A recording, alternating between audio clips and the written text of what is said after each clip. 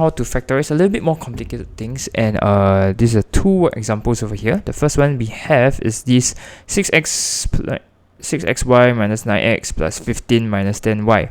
So from here, what you're gonna do is you first want to group them, right?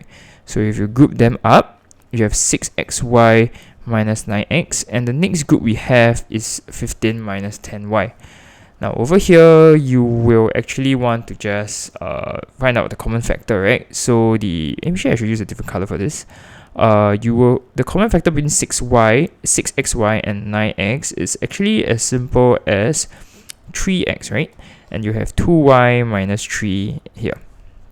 Now the other one over here, you have a common factor of 5, and you will have a remaining of 3 minus 2y.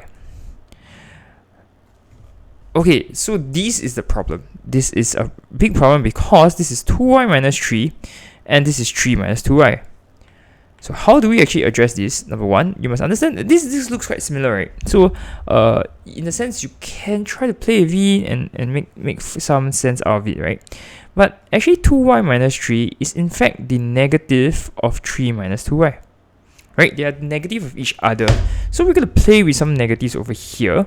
In the sense, you can also say 3 minus 2y is in fact the negative of 2y minus 3, right?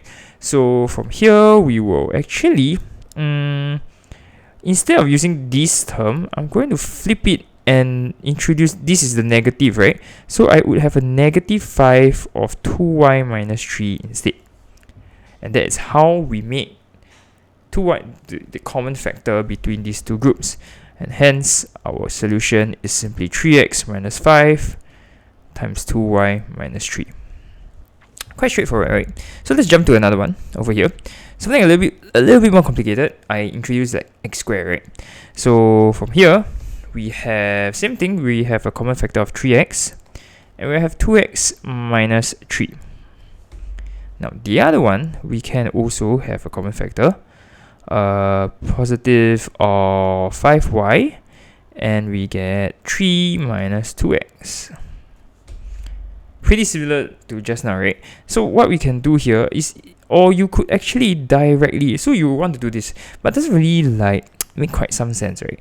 So if you want to do it directly, you can actually just factor out a negative 5y.